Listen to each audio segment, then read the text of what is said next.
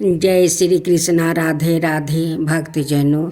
आज आप सभी ने श्रवण करेंगे पुत्रराधा एकादशी की बाद द्वादशी पारण। जिस मनुष्य ने पुत्रा का मुख देखा है वो धन है, उसको इस लोक में यश और परलोक में शांति मिलती है। अर्थात उनके दोनों लोक सुधर जाते हैं। पूर्व जन्म के कर्म से ही इस जन्म में पुत्र धन आदि प्राप्ति होते हैं। राजा इसी प्रकार रात दिन चिंता में लगा रहता था। एक समय तो राजा ने अपने शरीर को त्याग देने का निश्चय किया, परंतु आत्माघात को महान पाप समझकर उसने ऐसा नहीं किया। एक दिन राजा ऐसा ही विचार करता हुआ अपने घोड़े पर चढ़कर वन को ओर चल दिया और पंछियों और वृक्षों को देखने लगा। उसने देखा कि वन में मिर्गा, बेघर, सुअर, सिंह, बांदर, सांप आदि सब भ्रमण कर रहे हैं। हाथी अपने बच्चों और हाथिनियों के बीच घूम रही है। इस वन में कहीं तो गीदड़ अपने ककर से सवार में बोल रहे हैं, कहीं उल्लू धावानी कर रहे हैं। वन के दृश्यों को देखकर राजा सोच विचार में लग गया। इसी प्रकार आधा दिन बीत गया। वो सोचने लगा कि मैंने कई यज्ञ किया, ब्राह्मणों को स्वादिष्ट भोजन से दीर्पित किया, फिर भी मुझको दुख प्राप्ति मुझे क्यों हुआ। राजा प्यास के मारे अत्यंत दुखी हो गया और पानी की तलाश में इधर उधर वो फिरने लगा। थोड़ी दूरी पर राजा ने एक सरोवर देखा। उस सरोवर में कमल खिले थे और सारस, हंस, मगरमच्छ आदि विहर कर रहे थे। उस सरोवर के चारों तरफ मुनियों के आश्रम बने हुए थे। उसी समय राजा के दाहिने अंग फरकने लगा। राजा शुभ शगुन समझकर घोड़े से उतरकर मुनियों को दंडवत प्रणाम करके बैठ गया। राजा को देखकर मुनियों ने कहा, हे राजन, हम तुमसे अत्यंत प्रसन्न हैं। तुम्हारी क्या इच्छा है सो कहो। राजा ने पूछा, महाराज आप कौन हैं और किस लिए यहाँ आए हैं, कृपा करके बताइए। मुनि कहने लगे कि हे राजन, आज संतान देने वाली पुत्रराधा एकादशी है। हम लोग विश्वादेव हैं और इस सरोवर में स्नान करने के लिए आए हैं। यह सुनकर राजा कहने लगा कि महाराज, मेरे भी कोई संतान नहीं है। यदि आप मुझ पर प्रसन्न है तो एक पुत्र का वरदान दे दीजिए। मुनि बोले, हे राजन, आज पुत्रराधा एकादशी है, आप अवश्य ही इसका व्रत करें। भगवान की कृपा से अवश्य ही आपके घर में पुत्र होगा। मुनि के वचनों को सुनकर राजा ने उसी दिन एकादशी का व्रत किया और द्वादशी को उसका पारण किया। इसके पश्चात मुनियों को प्रणाम करके महल में आपस आ गया। कुछ समय बीतने के बाद रानी ने गर्भ धारण किया और 9 महीने के पश्चात उनके एक पुत्र हुआ। वह राजकुमार अत्यंत शूरवीर यशस्वी था और प्रजापालक हुआ। श्री कृष्णा बोले, हे राजन, पुत्र की प्राप्ति के लिए पुत्रराधा एकादशी का व्रत करना चाहिए। जो मनुष्य इस महात्म्य को पढ़ता या सुनता है उसे अंत में स्वर्ग की प्राप्ति होती है। राधे राधे भक्तजनों, आज आप सुनेंगे मंगलवार की व्रत कथा। हनुमान जी की कथा सुनने से तुलसी माता की उनकी साथ सुनी जाती है, क्योंकि हनुमान जी बिना तुलसी के भोग नहीं लगाते हैं और नहीं विष्णु भगवान बिना तुलसी के भोग लगाते हैं। इसलिए मंगलवार के दिन हनुमान के साथ साथ तुलसी माता की कहानी सुनी जाती है। बृहस्पतिवार के दिन विष्णु भगवान और माँ तुलसी के भी कथा सुनी जाती है। ये दोनों भगवान तुलसी का भूखे हैं। एक नगर में एक वृद्धा निवास करती थी। उसके मंगलिया नाम का एक पुत्र था। वृद्धा की हनुमान जी पर गहरी आस्था थी। वो प्रत्येक मंगलवार को नियम पूर्वक व्रत रख कर हनुमान जी की आराधना करती थी। उस दिन वो ना तो घर लिपती थी और ना ही मिट्टी खोदती थी। वृद्धा को व्रत करते हुए अनेक दिन बीत गया था। एक बार हनुमान जी ने उसकी श्रद्धा की परीक्षा लेने के लिए सोचने लगे। हनुमान जी साधु का भेष धारण कर वहां पहुंच गया और पुकारने लगे, हाय कोई घर में, हाय कोई घर में। हनुमान भक्त जो हमारी इच्छा पूर्ण करे। पुकार सुनकर वृद्धा बाहर आई और बोली, आज्ञा महाराज कीजिए। साधु भेषधारी हनुमान बोले, मैं भूखा हूँ, भोजन करूँगा, तू थोड़ी जमीन लीप दे। वृद्धा दुविधा में पड़ गई। अंत हाथ जोड़कर बोली, महाराज, लिपने और मिट्टी खोदने के अतिरिक्त आप कोई दूसरी आज्ञा दे, मैं अवश्य पूर्ण करूंगी। साधु ने 3 बार प्रतिज्ञा करने के बाद कहा, तू अपने बेटे को बुलाओ, मैं उसकी पीठ पर आग जलाकर भोजन बनाऊंगा। वृद्धा के पैरों तले धरती घिसक गई, परंतु वो प्रतिज्ञाबद्ध थी। उसने मंगलिया को बुलाकर साधु के सामने कर दिया, मगर साधु रूपी हनुमान जी ऐसे ही मानने वाले नहीं थे। उन्होंने वृद्धा के हाथों से ही मंगलिया को पेट के बल लेटवाया और उसकी पीठ पर आग जलवाई। आग जलाकर दुखी मन से वृद्धा अपने घर के अंदर चली गई। इधर भोजन बनकर साधु ने वृद्धा को बुलाकर कहा, मंगलिया को पुकारो ताकि वो भी आकर भोग लगा ले। इस पर वृद्धा अपने आंसुओं को पोंछ कर बोली, उसका नाम लेकर मुझे और कष्ट ना पहुँचाओ। लेकिन जब साधु महाराज नहीं माने तो वृद्धा ने मंगलिया को आवाज लगाई। पुकारने की देर थी कि मंगलिया दौड़ा दौड़ा वो आ पहुँचा। मंगलिया को जीवित देखे वृद्धा को सुखद आश्चर्य हुआ। वो साधु के चरणों में गिर पड़ी।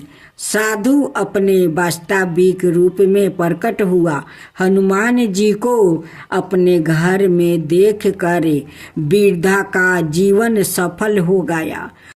पहले की बात है, यह कथा सतयुग से लेकर कलयुग तक चलती है, क्योंकि यह न केवल एक पौधे की कहानी है, बल्कि श्रद्धा, प्रेम और देवी की एक दिव्य कथा है। जिस पौधे को हम आज तुलसी माता कहकर पूजते हैं, उसकी कथा गहराइयों में एक स्त्री का महानता, उसका त्याग और उसका सतीवार्ता प्रेम छिपा है। मैया देवी तुलसी का पूर्व जन्म की कथा। बहुत पहले एक महान और अत्यंत पतिव्रता स्त्री थी। बिंदा वो असुर राज जलंधर की पत्नी थी। बिंदा जन्म से एक गंधर्व कन्या थी, लेकिन उन्होंने कठोर तपस्या और शिव भक्ति से अद्भुत तेज प्राप्ति किया था। उनके पतिव्रता धर्म और तपस्या के बल से उनका पति जलंधर, जो एक असुर था, अमृता जैसे बलशाली बन गया था। यहाँ तक कि देवताओं को भी उसे हराने में कठिनाई हो रही थी। देवताओं के राजा इंद्र और सवाए भगवान विष्णु भी जलंधर से युद्ध में पराजित हो चुके थे, क्योंकि बिंदा की पतिव्रता शक्ति ने जलंधर को अपराजय बना दिया था। भगवान शिव, ब्रह्मा और अन्य देवताओं ने विचार किया कि जब तक बिंदा की पतिव्रता शक्ति बनी रहेगी, तब तक जलंधर को कोई पराजित नहीं कर सकता। अंत भगवान विष्णु ने अपनी माया का प्रयोग करने का निर्णय लिया। बिंदा हर दिन जलंधर की रक्षा के लिए कठोर व्रत रखती थी और भगवान विष्णु का ध्यान करती थी। एक दिन जब जलंधर युद्ध में गाया हुआ था, भगवान विष्णु जलंधर का रूप लेकर बिंदा के समक्ष प्रकट हुए। बिंदा ने उन्हें अपना पति समझकर पूजन और सेवा की। जैसे ही बिंदा ने अपना व्रत तोड़ा, उसकी पतिव्रता शक्ति छीन हो गई। उसी समय युद्ध भूमि में जलंधर मारा गया।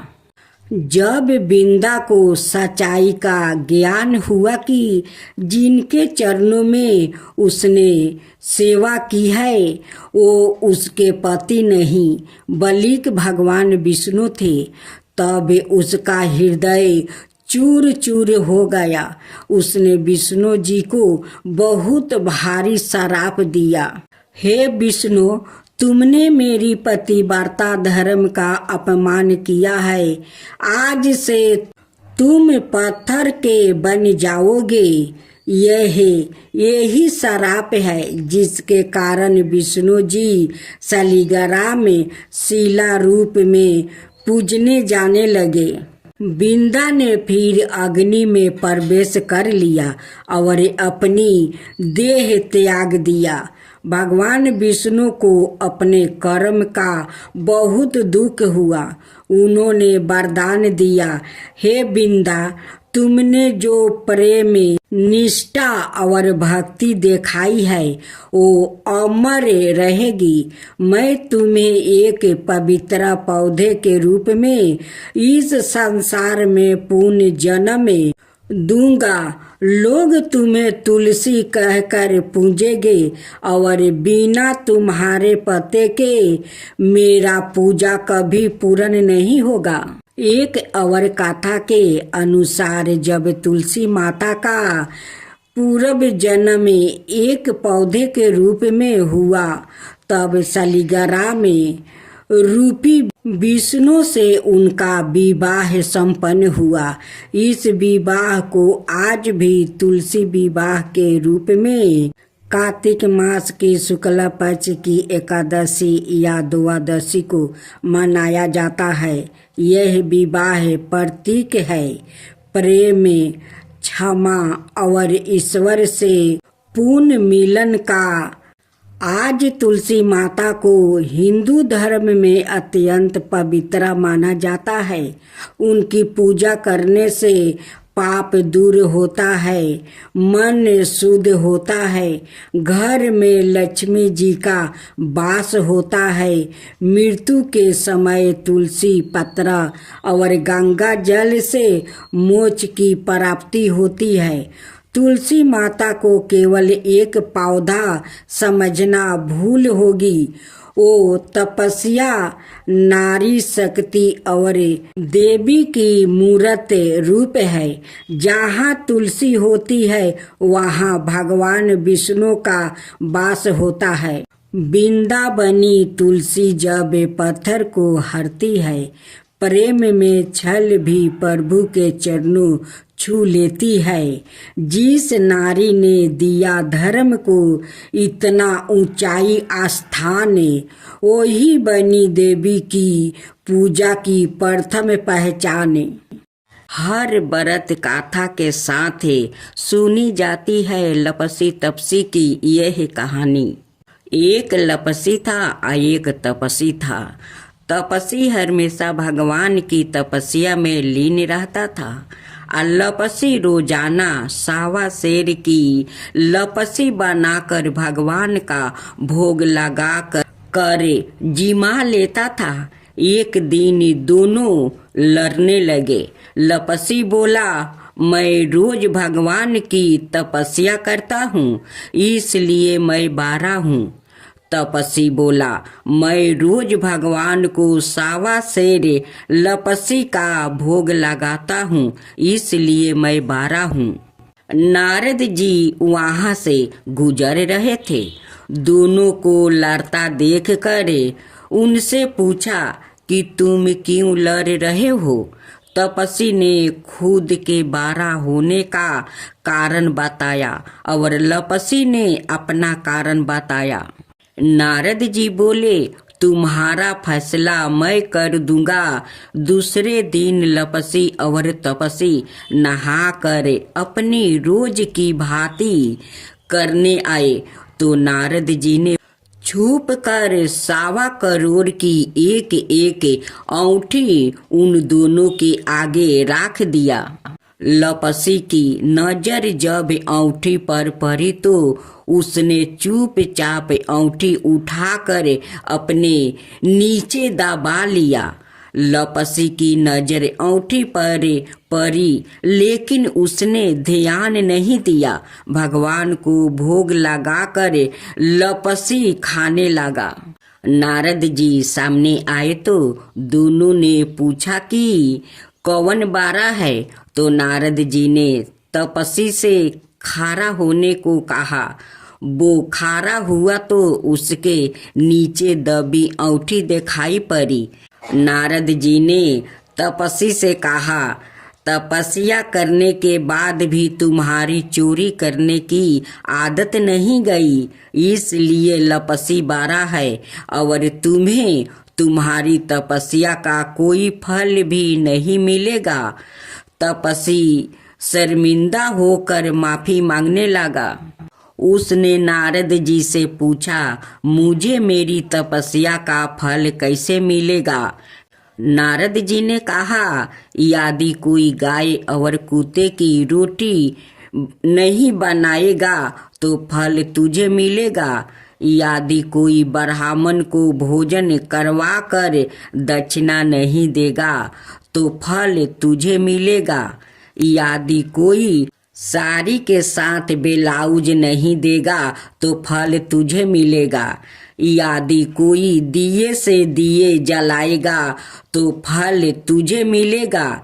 यदि कोई सारी कहानी सुने लेकिन तुम्हारी कहानी नहीं सुने तो फल तुझे मिलेगा।